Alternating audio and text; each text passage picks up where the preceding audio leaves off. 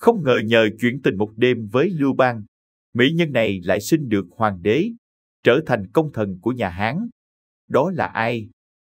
Lưu Bang là vị hoàng đế khai quốc của triều đại nhà Hán, xuất thân từ giai cấp nông dân. Lưu Bang được đánh giá là một trong những vị hoàng đế nổi tiếng bậc nhất trong lịch sử Trung Quốc. Trong cuộc đời lẫy lừng của mình, Hán cao tổ Lưu Bang có không ít mỹ nhân. Tuy nhiên, mỹ nhân từng được coi là vô hình trong hậu cung nhưng có thể sinh ra thiên tử lại chỉ có một. Đó chính là Bạc Cơ. Bạc Cơ còn được gọi là Bạc Phu Nhân, một trong những người thiếp của Lưu Bang. Bà chính là sinh mẫu của Hán văn đế Lưu Hằng, vị hoàng đế thứ 5 của nhà Hán.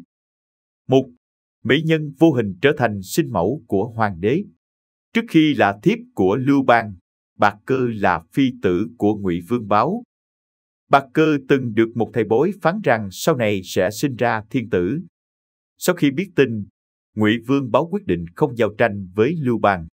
Kết quả, Ngụy Vương Báo bị Lưu Bang tiêu diệt. Sau đó, Lưu Bang nạp Bạc Cơ làm thiếp. Tuy có nhan sắc nhưng Bạc Cơ không được ân sủng, gần như là người vô hình trong hậu cung của Lưu Bang. Trong khi đó, có hai người thiếp của Ngụy Vương Báo cùng nhập cung với Bạc Cơ là Quảng Phu Nhân và Triệu Tử Nhi lại được sủng hạnh.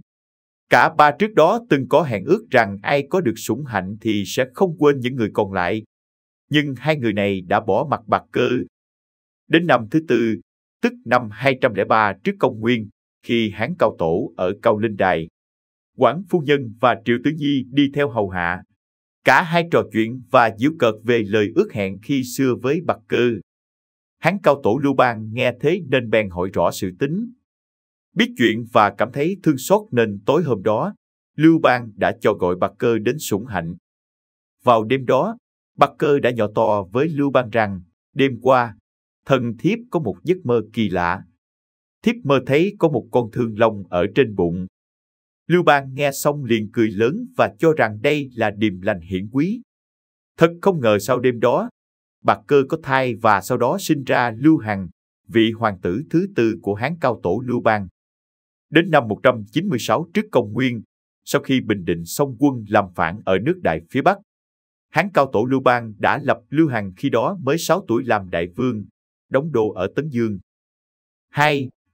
Mỹ nhân trở thành Thái Hoàng Thái Hậu đầu tiên. Một năm sau năm 195 trước công nguyên, Hán cao tổ qua đời, Thái tử Doanh, con của Lã Hậu, lên ngôi hoàng đế, tức Hán Huệ đế. Lúc bấy giờ, đại quyền của nhà Hán đều nằm trong tay của Lã Thái Hậu. Lã Thái Hậu đã ra tay chèn ép những vị phi tần từng được Lưu Bang sủng ái. Đặc biệt là Thích Phu Nhân đã bị Lã Hậu ra lệnh giết chết rất tàn bạo. Ngoài ra, vị Thái Hậu này còn bức hại nhiều vị hoàng tử là con trai của Lưu Bang. Lúc bấy giờ, vì muốn tránh khỏi mâu thuẫn nên Bạc Cơ đã cầu xin được ra khỏi cung để về đất phong cùng với con trai Lưu Hằng. Do chưa từng làm mất lòng nên Lã Thái Hậu đã đồng ý để cho Bạc Cơ đi tới nước Đại với con.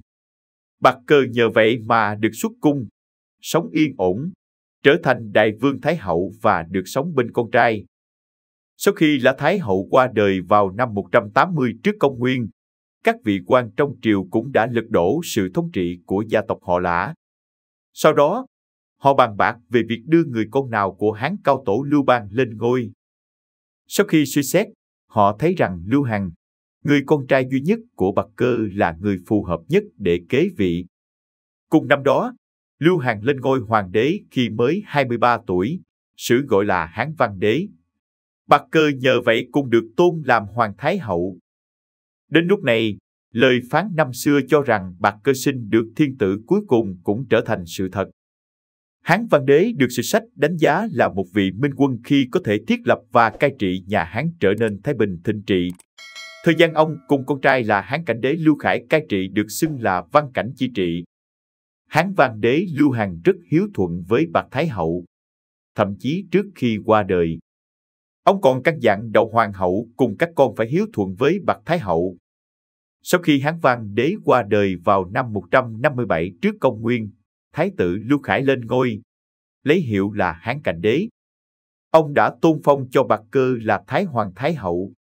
Bà cũng chính là người đầu tiên được phong làm Thái Hoàng Thái Hậu trong lịch sử của Trung Quốc. 2 năm sau năm 155 trước công nguyên, Bạc Cơ qua đời và được an táng trong Bạc Lăng. Lăng mộ nằm ở phía nam của Bá Lăng, nơi con trai bà là Hán Văn Đế yên nghỉ. Đến thời Hán Quang Vũ Đế Lưu Tú, Bạc Cơ đã được truy tôn làm Cao Hoàng hậu và sau đó được hợp táng cùng Hán Cao Tổ ở trong Trường Lăng. Video của chúng tôi đến đây là kết thúc. Cảm ơn tất cả các bạn đã quan tâm tới xe 2V88 và theo dõi video của chúng tôi. Đừng quên like, share và đăng ký kênh nhé. Đặc biệt đừng quên bật chuông để theo dõi những video nhanh nhất. Một lần nữa xin cảm ơn tất cả các bạn.